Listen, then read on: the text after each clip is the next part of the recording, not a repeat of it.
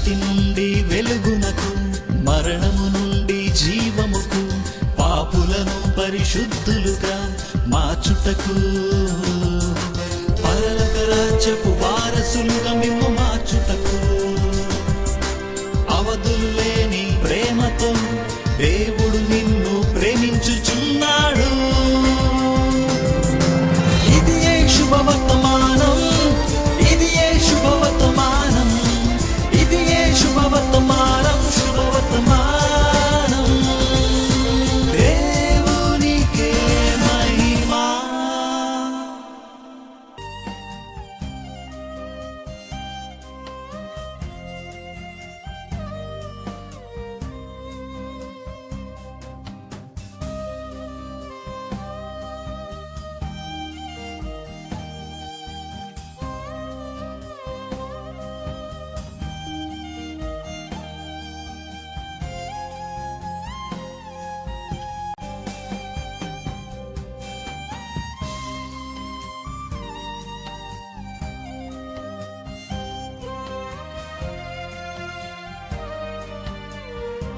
ప్రభు నామం పేరిట మీ అందరికీ శుభములు. శుభవర్తమానము అనే ఈ ఆధ్యాత్మిక టీవీ కార్యక్రమంలోనికి మిమ్మను ప్రేమపూర్వకంగా ఆహ్వానించుచున్నాం. నా ఏకైక కుమారుడైన మాస్టర్ శామ్యుయల్ ఎలైజా భరత్ వాక్య సందేశాన్ని అందిస్తారు. ఈ వాక్యము ద్వారా మీరందరూ ఆశీర్వదించబడాలని కోరుతూ మిమ్మల్ని అందరినీ ప్రేమపూర్వకంగా ఆహ్వానిస్తున్నాం. ప్రభు మిమ్మల్ని అందరినీ దీవించును గాక. ప్రభు నామం పేరిట మీ అందరికీ శుభములు. మనం వాక్యాన్ని ధ్యానించుకునే ముందుగా నా యొక్క సాక్ష్యాన్ని మీతో పంచుకోవాలనుకుంటున్నాను. నా పేరు ఎస్ శామ్యుయల్ ఎలిజా భరత్. నేను 10th స్కూల్ రాజమండ్రిలో చదువుకుంటున్నాను. నా యొక్క పుట్టుక గురించి మీ ముందు ఉంచాలనుకుంటున్నాను. చాలా సంవత్సరాలు నా యొక్క తల్లిదండ్రులకి బిడ్డలు లేరు.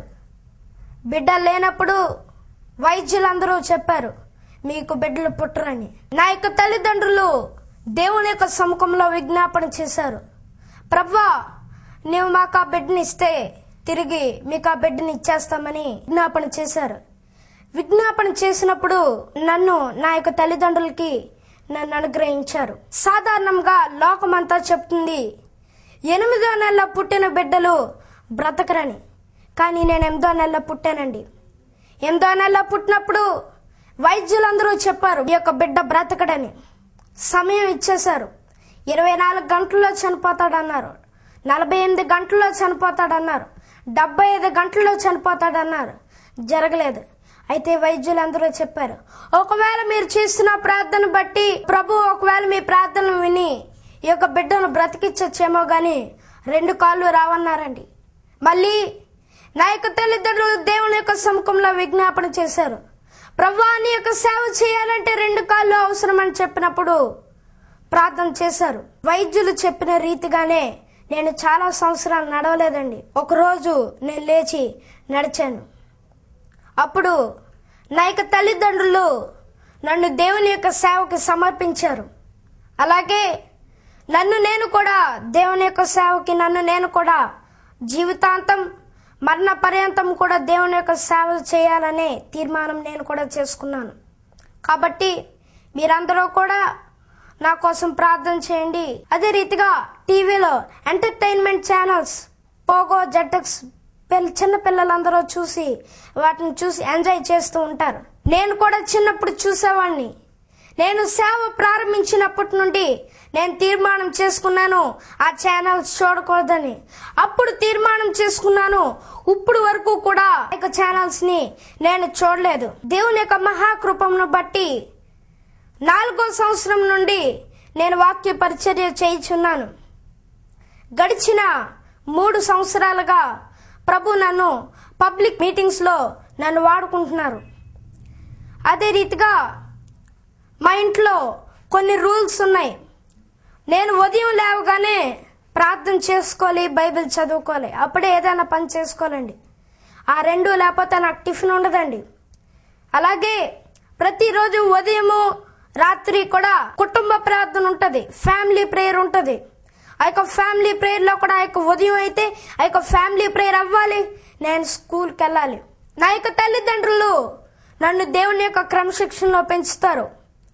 ఎందుకంటే వారు పెట్టే క్రమశిక్షణకి ఎవరు ఉండలేరండి. అంతగా క్రమశిక్షణ పెడతారు, కానీ అది నా మంచి గురించే.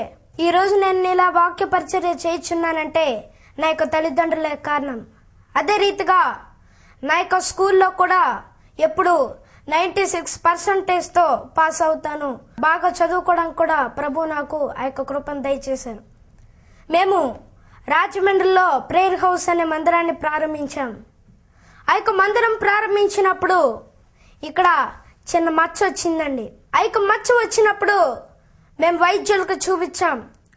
వైద్యులందరూ చెప్పారు, ఈ యొక్క వ్యాధి పేరు ఇంగ్లీష్లో విటిలిగో, తెలుగులో బొల్లి అని. నా యొక్క తల్లిదండ్రులు నేను దేవుని యొక్క సముఖంలో విజ్ఞాపన చేశాం. ప్రభువా, ఈ యొక్క మచ్చ వచ్చిందంటే కేవలం నీ యొక్క మహిమ గురించి. నేను కూడా నా యొక్క తల్లిదండ్రులకు చెప్పేవాడినండి, ఒక రోజు ఈ యొక్క మచ్చ ఉండదు అని చెప్పేవాడిని. ఇక్కడ వరకు వచ్చిందండి. ఈ యొక్క మచ్చ మొత్తం బాడీ అంతా వచ్చేస్తుంది అన్నారు. ఇక్కడ వరకు వచ్చింది, మళ్ళీ తగ్గిందండి. ప్రభు ఇంకా ఎన్నో అద్భుత కార్యాలు నా యొక్క జీవితంలో చేశారు. అదే రీతిగా ఎన్నో కార్యాలు ప్రభు నా యొక్క జీవితంలో చేసినందుకు నేను ఆయనకి కృతజ్ఞతాస్తుతులు తెలియజేస్తున్నాను. ప్రభు ఈ యొక్క చిన్న సాక్ష్యాన్ని దీవించును గాక. ప్రభు నామం పేరిట మీ అందరికీ శుభములు. మరొకసారి శుభవర్తమానం అనే ఆధ్యాత్మిక కార్యక్రమంకు మిమ్మల్ని అందరినీ ప్రేమపూర్వకంగా ఆహ్వానించుచున్నాం. ప్రార్థన చేసుకుందాం.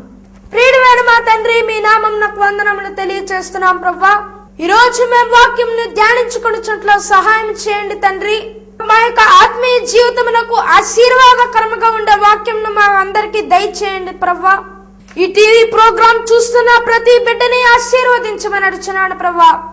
ఈ యొక్క వాక్యం ద్వారా మా యొక్క జీవితములను సరిచేసుకోగలిగినట్లు సహాయం చేయమని, మాకందరికీ కావలసిన వర్తమానం దయచేయమని యేసు నామములో అడుగుచున్నాం తండ్రి, ఆమెన్. ఈరోజు మనం ధ్యానించుకోబోయే అంశం దేవుని యందు నిరీక్షణ. ఈ లోకంలో కష్టాలు, నష్టాలు, శోధనలు, సమస్యలు ఏలుబడి చేయుచున్నవి. మరి ముఖ్యంగా క్రైస్తవ కుటుంబంలో ఈ యొక్క శోధనలు ఏలుబడి చేయుచున్నవి. అటువంటి పరిస్థితుల్లో ఒక సమస్య ఎప్పుడైతే క్రైస్తవుల యొక్క జీవితంలో ఎంటర్ అయినదో, కొంతమంది క్రైస్తవ బిడ్డలు దేవుని యొక్క నామాన్ని వారు దూషిస్తూ ఉంటారు. మాకే ఎందుకు ఈ యొక్క శ్రమ కలిగినది? కొన్ని సందర్భాలలో వారి ఈ లోకంలో అగౌరవపరచబడినప్పుడు, గాయపరచబడినప్పుడు, శోధనలు అనుభవించినప్పుడు నేను ఈ యొక్క శ్రమకు తగిన వాడిని కాను, ఎందుకు దేవుడు నాకు ఈ శ్రమ పెట్టాడు, ఎందుకు ఈ యొక్క శ్రమ ద్వారా నేను బాధించబడుచున్నాను అని క్రైస్తవ బిడ్డలు దేవుణ్ణి ప్రశ్నిస్తూ ఉంటారు. అయితే దైవ గ్రంథంలో యోబు భక్తుడిని ఒకసారి మనం చూసినట్లయితే ఇవే పరిస్థితులు గుండా యోబు నడిచాడు. ఇవే పరిస్థితులు యోబుకు ఎదురైనవి.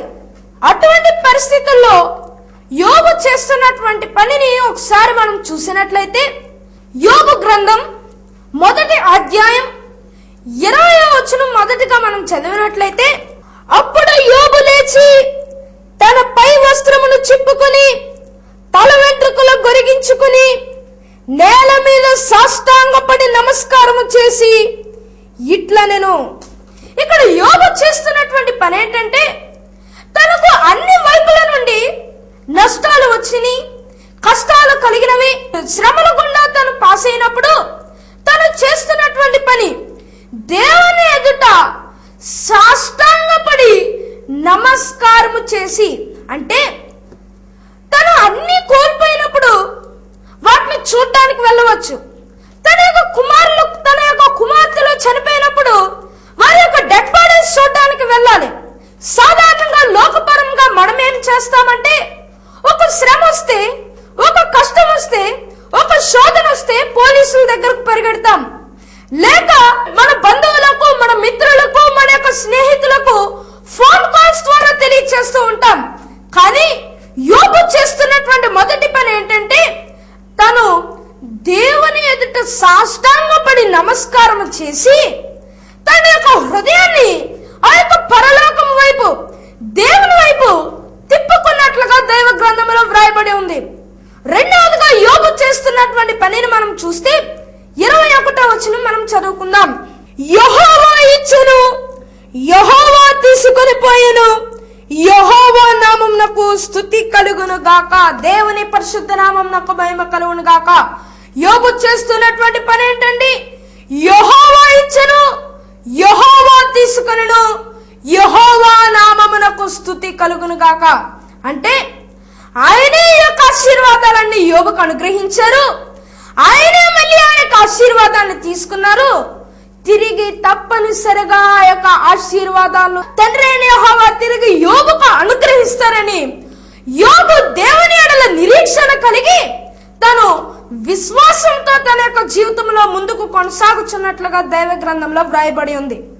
అయితే ఒకసారి మనం యోబు యొక్క ఆత్మీయ జీవితాన్ని, యోబు యొక్క స్పిరిచువల్ స్టేటస్ ను ఒకసారి మనం చూసినట్లయితే యోబు గ్రంథం 1వ అధ్యాయం 1వ వచనం మనం చదువుకుందాం.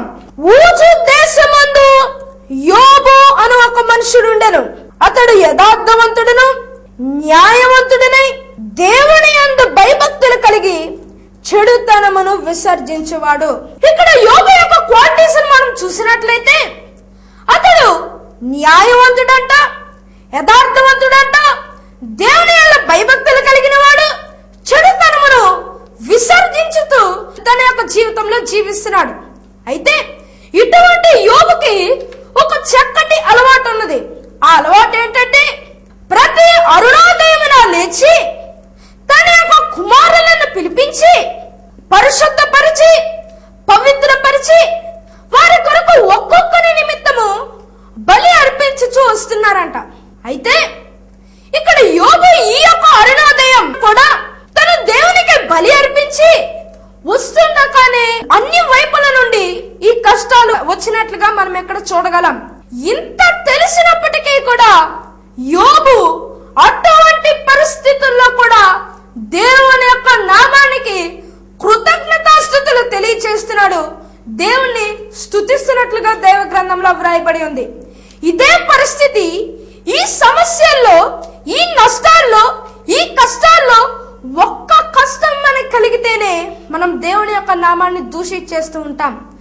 అసలు నేను ఎంతో నీతిమంతుడుగా ఉన్నాను కదా, ఎంతో విశ్వాసంగా ఉన్నాను కదా, రెగ్యులర్ గా నేను చర్చికి వెళ్తున్నాను కదా, నేను ఒక క్రైస్తవ బిడ్డగా జీవిస్తున్నాను కదా, అన్యులకు రాలేనిది, అనీతిమంతులకు రాలేనిది నీతిమంతుడే నాకెందుకు వచ్చిందన్న ప్రశ్న చాలా మంది క్రైస్తవ బిడ్డల యొక్క జీవితంలో వారు శ్రమను అనుభవించినప్పుడు ఆ యొక్క ప్రశ్నను వారు వేస్తున్నారు.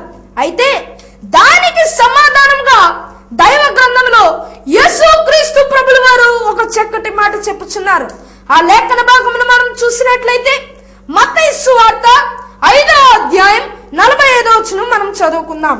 ఆయన చెడ్డవారి మీదను మంచివారి మీదను తన సూర్యుని ఉదయింపచేసి నీతిమంతుల మీదను అనీతిమంతుల మీదను వర్షమును కురిపించుచున్నాడు. ఇక్కడ యేసుక్రీస్తు ప్రభుల వారు చెప్పుచున్నారు, మంచివారి మీదను చెడ్డవారి మీదను తన యొక్క సూర్యుని ఉదయింప చేయుచున్నారు, నీతిమంతుల మీదను అనీతిమంతుల మీదను వర్షమును కురిపించుచున్నట్లుగా దైవ గ్రంథంలో వ్రాయబడి ఉంది.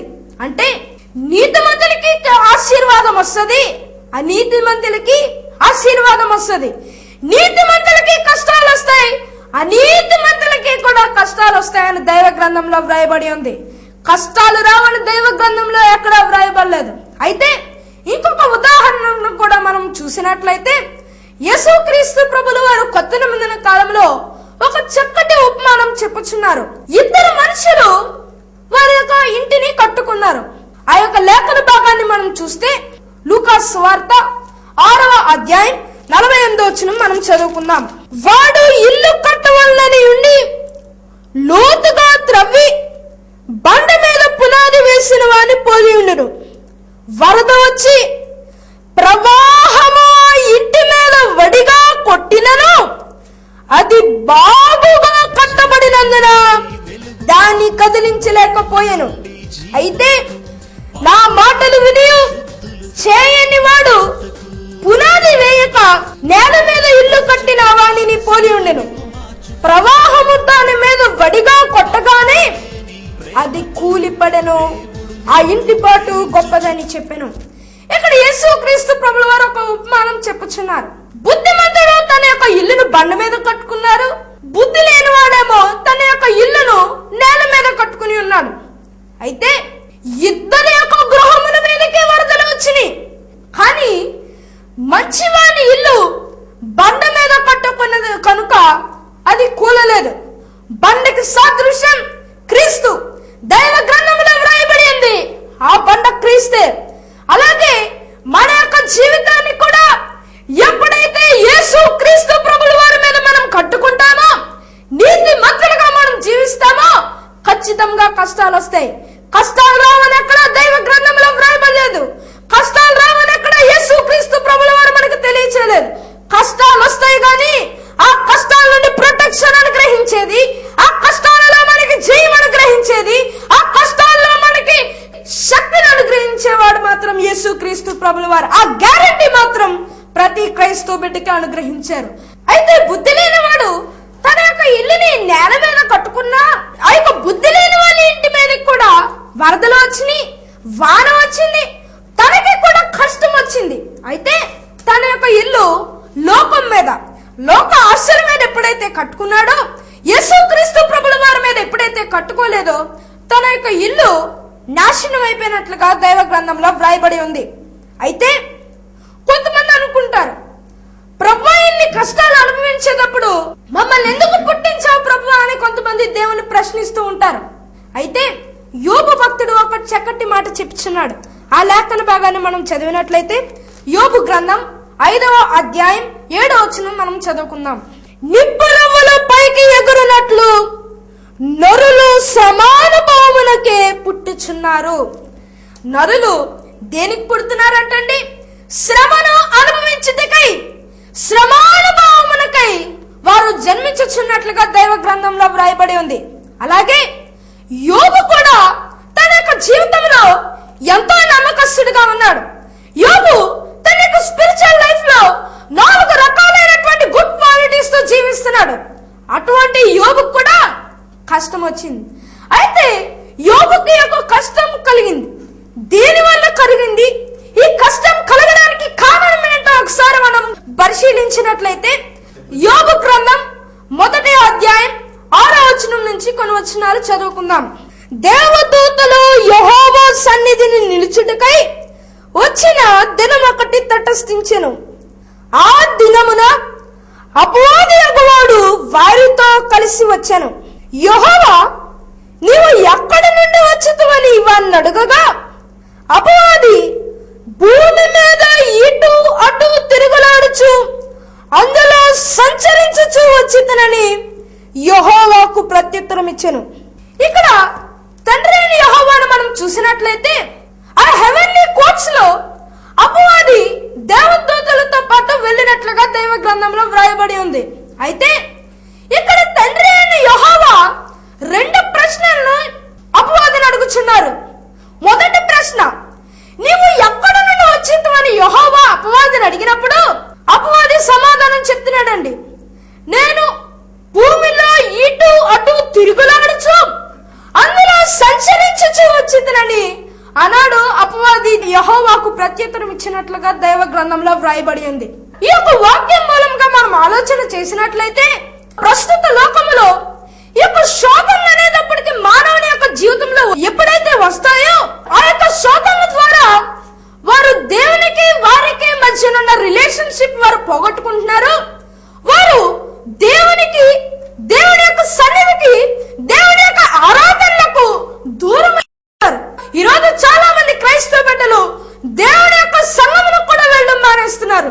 అయితే ఎప్పుడైతే వారు సంఘములకు వెళ్ళడం మానేస్తారో, ఎప్పుడైతే వారు దేవుని యొద్ద నుండి దూరం అయిపోతారో, వారి యొక్క కుటుంబంలో అసమాధానం, బిడ్డలు వారిని గౌరవించకపోవడం, అనారోగ్యం, ఇలాంటి అనేక రకాలైనటువంటి సమస్యలు వారి యొక్క జీవితంలో ఏలుబడి చేస్తూ ఉన్నాయి. ఎప్పుడైతే ఆ యొక్క సమస్యలు వారి యొక్క జీవితంలోనికి ఎంటర్ అయినవో అపవాది ఎంతో సంతోషంగా ఉంటాడండి. ఎంతో సంతోషంగా తను స్తుతింపబడి తన యొక్క సింహాసనాన్ని పెంచేసుకుంటా ఉంటాడండి. అయితే అదే సంతోషంతో తండ్రి అయిన యెహోవా యొద్దకు వచ్చి, భూమిలో అందరూ నా వాళ్ళే, నీవు యొక్క పరలోకములో నీవు ఇన్ఛార్జ్ అయితే నేను భూలోకంలో నేను ఇన్ఛార్జినని అపవాది ఎంతో గర్వంగా తండ్రి అయిన యెహోవాకు తెలియజేయుచున్నాడు. అయితే తండ్రి అయిన యెహోవా రెండవ ప్రశ్నను మనం చూసినట్లయితే తండ్రి అయిన యెహోవా ఒక చక్కటి మాట చెప్పుచున్నారు. 8వ వచనం మనం చదువుకుందాం. అందుకు యెహోవా, నీవు నా సేవకుడైన యోబు సంగతి ఆలోచించితివా? అతడు యథార్థవంతుడును న్యాయవంతుడనై దేవుని యందు భయభక్తులు కలిగి చెడుతనమును విసర్జించిన వాడు, భూమి మీద అతని వంటి వాడెవడనూ లేడు. దేవుని పరిశుద్ధ నామమునకు మహిమ కలుగును గాక. ఇక్కడ తండ్రి అయిన యెహోవాను మనం చూసినట్లయితే తండ్రి అయిన యెహోవా యోబును లోకములో ఒక ఎగ్జాంపుల్ గా తీసుకుని తన యొక్క సేవకుడైన యోబు, తన యొక్క నమ్మకస్తుడుగా ఉన్న యోబు, తన యొక్క యథార్థంగా ఉన్న యోబును ఒక ఎగ్జాంపుల్ గా తీసుకుని అపవాదికి చూపిస్తున్నట్లుగా దైవ గ్రంథంలో వ్రాయబడి ఉంది. అయితే వెనువెంటనే అపవాది చెప్తున్న మాటను ఒకసారి మనం చూసినట్లయితే 9వ వచనం మనం చదువుకుందాం. అపవాది, యోబు ఊరకే దేవుని యందు భయభక్తులు కలవాడాయన, నీవు అతనికిని అతని ఇంటి వారికిని అతనికి కలిగిన సమస్తమునకు చుట్టూ కంచె వేసిదువు కదా.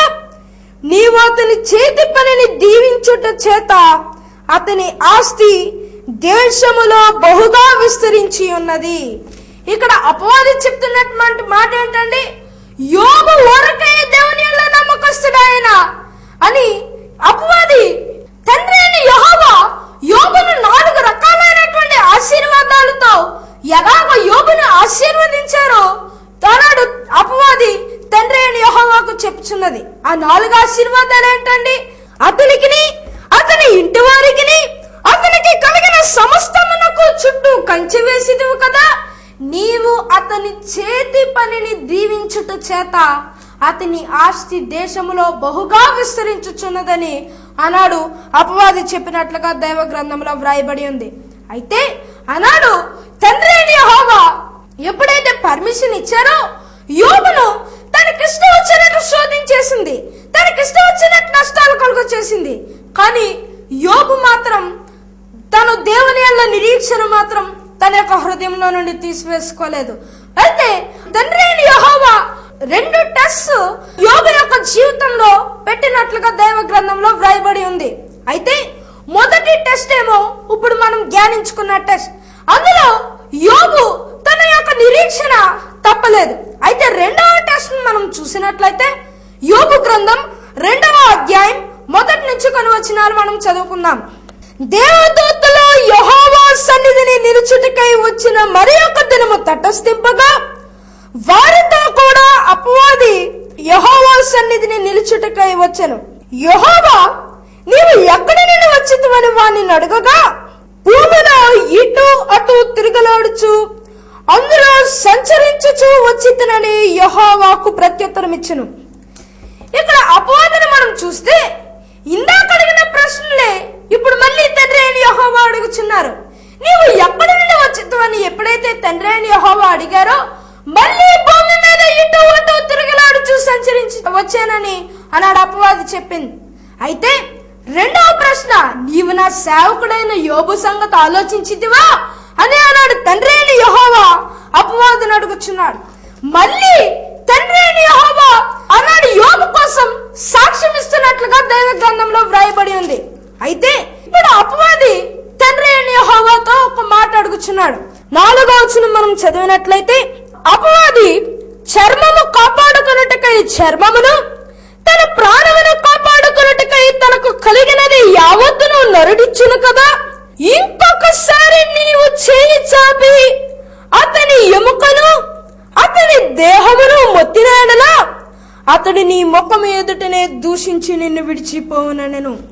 అయితే ఇక్కడ అపవాది చెప్పుచున్నటువంటి మాట ఏంటంటే, తనకున్నదంతా తన నష్టం కలిగించింది, అయినా కూడా యోబు దేవుని యందు నమ్మకత్వం విడవలేదు.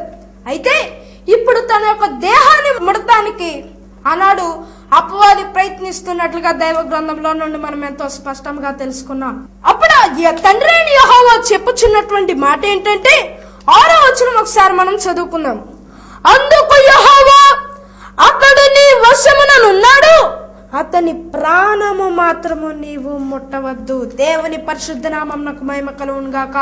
అంటే అన్నాడు యోబు యొక్క శరీరంలో అంతా శోధించడానికి పర్మిషన్ ఇచ్చారు, కానీ యోబు యొక్క హార్ట్ బీట్, యోబు యొక్క హృదయాన్ని మాత్రం ముట్టవద్దని అన్నాడు తండ్రి అని యెహోవా తెలియచేశారు. అంటే యోబు ఆ యొక్క హృదయాన్ని దేవుని యొక్క బలిపీఠంగా మార్చుకున్నట్లుగా దైవ గ్రంథంలో నుండి మనం ఎంతో స్పష్టంగా తెలుసుకోగలం. దేవుని యొక్క ఆలయంగా తన యొక్క హృదయాన్ని మార్చుకున్నాడు కనుక తండ్రి అయిన యెహోవా తెలియపరుస్తున్నారు, నీవు తన యొక్క శరీరంలో ఏది కావాలితే దాన్ని పాడు చేయి, కానీ తన యొక్క హృదయాన్ని మాత్రం ముట్టవద్దు. ఎందుకంటే ఆ యొక్క హృదయం దేవునిది, ఆ యొక్క హృదయం నాది, అది నా యొక్క ఆలయముగా యోబు మార్చుకున్నాడు కనుక నా ఆలయాన్ని మాత్రం ముట్టవద్దని ఆనాడు తండ్రి అయిన యెహోవా తెలియచేసినట్లుగా దైవ గ్రంథంలో వ్రాయబడి ఉంది. దేవుని పరిశుద్ధ నామం నాకు మహిమ కలుగును గాక. అదే రీతిగా ఈరోజు మన యొక్క హృదయాన్ని కూడా దేవుని యొక్క ఆలయాలుగా మార్చుకుంటున్నామా? ఈరోజు మన యొక్క హృదయాన్ని కూడా దేవుడు నివసించేటువంటి ఆలయాలుగా మార్చుకుంటున్నామా లేదా? మన యొక్క హృదయాన్ని కూడా ఒక యోబు వలె బలిపీఠములుగా మార్చుకుంటున్నామా లేదా? మనల్ని మనం ప్రశ్నించుకోవలసినటువంటి వారమై ఉన్నాం. అయితే ఆనాడు తండ్రి అయిన యెహోవా యొక్క unseen hand two fold plan working చేస్తున్నట్లుగా మనం ఎంతో స్పష్టంగా తెలుసుకోగలం. మొదటిది ఏంటంటే సాతాను హెవెన్లీ కోర్ట్స్ లోకి వచ్చి తండ్రి అయిన యెహోవాతో యోబు నిమిత్తం ఛాలెంజ్ చేసినా కూడా యోబు ఎప్పుడైతే యథార్థవంతుడుగా నీతిమంతుడుగా దేవుని యందు నిరీక్షణ కలిగి జీవించాడో యోబు నిమిత్తం ఆ యొక్క అపవాది ఆ యొక్క పరలోకములో దేవదూతల అందరి ఎదుట సిగ్గుపరచాలని తండ్రి అయిన యెహోవా అనుకున్నట్లుగా దైవ గ్రంథంలో వ్రాయబడి ఉంది. రెండవదిగా మనం చూస్తే యోబుకు అత్యధికమైన ఆశీర్వాదం అనుగ్రహించాలని. ఎందుకంటే అన్నాడు యోబు ఎప్పుడైతే నమ్మకత్వంతో జీవించాడో, యోబు ఎప్పుడైతే దేవుని యందు నిరీక్షణ కలిగి జీవించాడో ఆ యొక్క నిరీక్షణకి రిజల్ట్ అనుగ్రహించినట్లుగా దైవ గ్రంథంలో వ్రాయబడి ఉంది. యోబు ఆత్మీయ జీవితంలో తన దేవుని యందు ఎంతో నమ్మకస్తుడిగా జీవిస్తున్నాడు. అయితే తన యొక్క ఆత్మీయ జీవితాన్ని శ్రమలలో ఉంటుండగానే ఇంకా పెంపొందింప చేసుకున్నట్లుగా ఇక్కడ దైవ గ్రంథంలో యోబు గ్రంథం 42వ అధ్యాయం 2 నుంచి కొన్ని వచనాల్లో వ్రాయబడి ఉంది. ఆ లేఖన భాగాన్ని మనం చూసినట్లయితే, నీవు సమస్త క్రియలను చేయగలవనియు నీవు ఉద్దేశించినది ఏది నిష్ఫలము కానేరదనియు నేనిప్పుడు తెలుసుకుంటేనే. దేవుని పరిశుద్ధ నామం నాకు మహిమ కలుగును గాక. ఇక్కడ యోబు రాస్తున్నటువంటి యొక్క మాటలు ఏంటండి? యోబు నీవు ఉద్దేశించినది ఏది నిష్ఫలము కానేరదనియు నేనిప్పుడు తెలుసుకుంటుని. అంటే యోబు ఇప్పటి వరకు తను దేవుని కార్యం చేస్తారని తెలుసు, కానీ ఇప్పుడు తను ఆ యొక్క కార్యాన్ని ఎక్స్పీరియన్స్ చేస్తున్నట్లుగా దైవ గ్రంథంలో వ్రాయబడి ఉంది. అదే రీతిగా 5-6 వచనాలు ఒకసారి మనం చదివినట్లయితే, వినికిడి చేత నిన్ను గూర్చిన వార్త నేను వింటిని, అయితే ఇప్పుడు నేను కన్నులారా నిన్ను చూచుచున్నాను. దేవుని పరిశుద్ధ నామం నాకు మహిమ కలుగును గాక. ఇప్పటి వరకు యోబు వినికిడి చేత ఆయన అనుకున్నటువంటి కార్యం ఏది నిష్ఫలము కానేరదని తను వినికిడి చేత విన్నాడు. కానీ ఈ యొక్క కార్యం తన యొక్క జీవితంలో జరగడం ద్వారా తను ఇప్పుడు కన్నులారా దాన్ని ఎక్స్పీరియన్స్ చేసి చూసినట్లుగా దైవ గ్రంథంలో వ్రాయబడి ఉంది. అయితే యోబు గ్రంథం 42వ అధ్యాయం 6వ వచనంలో యోబు ఒక చక్కటి పని చేస్తున్నాడు. కావున నన్ను నేను అసహించుకుని ధూళిలోను బూడిదలోను పడి పశ్చాత్తాపడుచున్నాను. దేవుని పరిశుద్ధ నామం నాకు మహిమ కలుగును గాక. ఇక్కడ యోబు చేస్తున్నటువంటి పని ఏంటండి? తను ధూళిలోను బూడిదలోను కూర్చుని పశ్చాత్తాపడుచున్నాడంటండి. అంటే ఏంటి? దేవుని యొక్క శక్తిని చూశాడు, దేవుని యొక్క బలమును చూశాడు, దేవుని యొక్క స్టాండర్డ్ ని చూశాడు. ఎప్పుడైతే తను దేవుని యొక్క స్టాండర్డ్ ని చూశాడో ఆ యొక్క స్టాండర్డ్ తో తన యొక్క స్టాండర్డ్ కొలుసుకుని చూస్తే తనది ఎంత మాత్రమూ కాదండి. అప్పుడు యోబు ఆ యొక్క విషయం తెలుసుకుని తాను పశ్చాత్తాపడుచున్నట్లుగా దైవ గ్రంథంలో వ్రాయబడి ఉంది. అయితే ఆ యొక్క విషయాన్ని తండ్రి అయిన యెహోవా చూసి ఒక చక్కని కార్యం తన యొక్క జీవితంలో చేశారు. ఆ లేఖన భాగాన్ని మనం చూస్తే అదే యోబు గ్రంథం 42వ అధ్యాయం 10వ వచనం మనం చదువుకుందాం. యెహోవా అతని క్షేమ స్థితిని మరలా అతనికి దయచేసెను, మరియు యోబునకు పూర్వము కలిగిన దానికంటే 2 యెహోవా అతనికి దయచేసెను. దేవుని పరిశుద్ధ నామమునకు మహిమ కలుగును గాక. ఇక్కడ యోబు భక్తునికి యెహోవా మళ్ళీ ఆ యొక్క క్షేమ స్థితిని తనకి కలుగు చేశారంట. మునిపటి కంటే 2 అధికంగా తనని ఆశీర్వదించారండి. అయితే యోబును ఇంతగా ఆశీర్వదించిన తర్వాత తనకున్నదంతా తిరిగి రిస్టోర్ చేసేసినట్లుగా దైవ గ్రంథంలో వ్రాయబడి ఉంది. చివరికి ఆనాడు యోబు 2 ఆశీర్వదించి సమృద్ధిని పొందుకున్నట్లుగా దైవ గ్రంథంలో నుండి మనం ఎంతో స్పష్టంగా తెలుసుకోగలం. అయితే ఆనాడు యోబు యొక్క జీవితం ఎలా అన్నైందో కూడా ఒకసారి మనం చూసినట్లయితే యోబు గ్రంథం 42వ అధ్యాయం 12వ వచనం మనం చదువుకుందాం. యెహోవా యోబును మొదట ఆశీర్వదించినంతటి కంటే మరీ అధికముగా ఆశీర్వదించెను. దేవుని పరిశుద్ధ నామమునకు మహిమ కలుగును గాక. అయితే యోబుని ఇక్కడ మనం చూసినట్లయితే ఆనాడు యోబు తన యొక్క జీవితంలో ఎంతగా నిరీక్షణ ఉంచాడంటే తను అటువంటి స్థితిలో యోబు ఊహించుండలేకపోవచ్చండి. తను తిరిగి మళ్ళీ 2 అధికముగా పొందుకుంటానని తనకు తెలియకపోయి ఉండవచ్చు. అదే రీతిగా 42వ అధ్యాయం 11వ వచనం కూడా ఒకసారి మనం చదివినట్లయితే మరియు తనకి 7 కుమారులను 3 కుమార్తెలను కలిగిరి. అంటే యోబుకి మునుపటి కంటే అధికంగా ఆశీర్వదింపబడినట్లుగా దైవ గ్రంథంలో వ్రాయబడి ఉంది. ఇందాక మనం 12వ వచనం మనం చదువుకున్నాం. దాని కంటిన్యూషన్ లో కూడా తనకున్నటువంటి ఆ యొక్క ఖ్యాతినంతటినీ తిరిగి పొందుకున్నట్లుగా దైవ గ్రంథంలో వ్రాయబడి ఉంది. ఎందుకంటే ఆ రోజుల్లో మనుషుడు ఎంత గొప్పవాడనే అనే విషయం, తనకి ఎంత పశు సంపద ఉంది అన్న విషయం మీద ఆధారపడి ఉండేది. అయితే ఆనాడు యోబుకి అన్ని పోయినవి, ఈ యొక్క పశు సంపద కూడా పోయినది. కానీ యోబు ఎప్పుడైతే నిరీక్షణ కలిగి ఉన్నాడో తనకి అప్పట్లో గాస్పెల్ ప్రామిసెస్ అతనికి తెలియదు. తను కేవలం దేవుని యందు నిరీక్షణ మాత్రం ఉంచి తన యొక్క జీవితాన్ని ముందుకు సాగించాడు. అయితే ఆనాడు యోబు తను ఊహించుకోలేకపోయి ఉండేవాడు తిరిగి మళ్ళీ 2 ఆశీర్వాదం పొందుకుని ఉంటానని. అయితే యోబు ఎప్పుడైతే దేవుని యందు నిరీక్షణ కలిగి ఉన్నాడో తాను 2 ఆశీర్వాదం పొందుకున్నాడు. ఆనాడు యోబు యొక్క జీవితంలో కూడా ఆ యొక్క అనుభవమును ఎక్స్పీరియన్స్ చేసినట్లుగా దైవ గ్రంథంలో ఇప్పటి వరకు మనం ధ్యానించుకున్నాం. యోబు గ్రంథం 42వ అధ్యాయం 16వ వచనం ఒకసారి మనం చదివినట్లయితే అటు తరువాత యోబు 140 సంవత్సరములు బ్రతికి తన కుమారులను 4 తరముల వరకు చూచెను. పిమ్మట యోబు కాలము నిండిన వృద్ధుడై మృతి పొందెను. యోబు కాలము నిండిన వృద్ధుడై మృతి పొందిన దైవ గ్రంథంలో వ్రాయబడి ఉంది. ఈ యొక్క లోకంలో ఉన్నప్పుడు ఈ టెంపరరీ లైఫ్ ని ఆలోచించక ఎటర్నల్ లైఫ్ ని తను ఆలోచన చేసుకున్నాడు. అయితే తను ఆలోచించిన విధంగానే తన యొక్క కాలము సంపూర్ణముగా జీవించి 4 తరముల వరకు చూచి తను వృద్ధుడై మృతి పొందినట్లుగా దైవ గ్రంథంలో వ్రాయబడి ఉంది. అంటే ఇప్పుడు తన టెంపరరీ లైఫ్ ముగించబడి ఉన్నది. అయితే ఇప్పుడు తన టెంపరరీ లైఫ్ ముగించబడి ఉన్నది, ఎటర్నల్ లైఫ్ లోకి తను ఎంటర్ అయ్యాడు. అయితే యోబుకున్న నిరీక్షణ బట్టి మన యొక్క ఆత్మీయ దృష్టితో ఒకసారి మనం చూస్తే ఆ యొక్క పరలోకములో యోబు వెళ్ళినప్పుడు దేవదూతలు యోబు యొక్క ఆత్మను ఎప్పుడైతే తీసుకుని వెళ్ళిపోతారో ఆ యొక్క పరలోకంలో ఒక బ్యాంక్వెట్ టేబుల్ ఉండి 21 కుర్చీలు ఆ యొక్క బ్యాంక్వెట్ టేబుల్ దగ్గర వేసి ఉంటాయి. అయితే 7 కుమారులు 3 కుమార్తెలు రెండవసారి జన్మించారు. ముందు కూడా 7 కుమారులు 3 కుమార్తెలు. అంటే వీరు కుమారులు కుమార్తెలు యోబు యొక్క సంతానం 20 మంది. అయితే యోబు ఒక్కడు, అంటే 21 కుర్చీలు.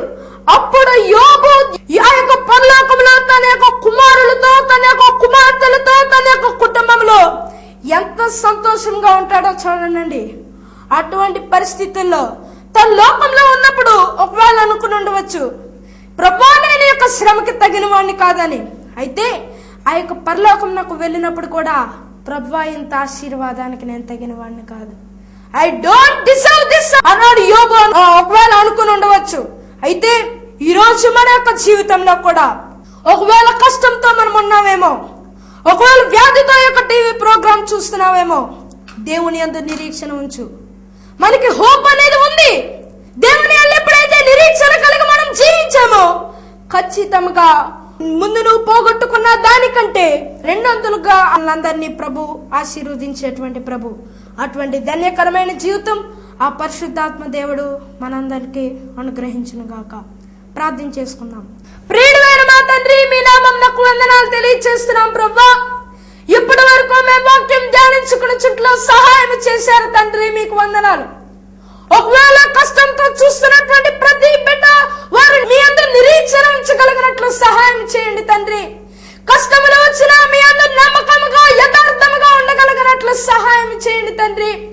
ఈ యొక్క వాక్యం మా యొక్క హృదయంలో చొచ్చుకొని నూరంతలుగా ఫలింప చేయమని నడుచున్నాను ప్రభా.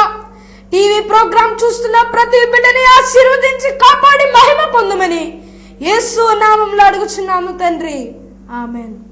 ప్రభు నామం పేట మీ అందరికి శుభములు. మీ ప్రార్థన అవసరతల కొరకు మమ్మల్ని సంప్రదించవలసిన మా చిరునామా prayer house, brother S Samuel Priya Bharat, late brother Elijah doctor Sushila house, door number 2-43-3, post box number 29, Alcot gardens, Rajahmundry 533101. మా సెల్ నంబర్స్ 9849590298, 9490712423. మా ల్యాండ్ నంబర్స్ 088324202982, 2432020. మా వెబ్సైట్ www.samuelbharat.com మరియు www.prayerhouse.co.in. ఇది ఏ శుభవర్తమానం, శుభవర్తమానం.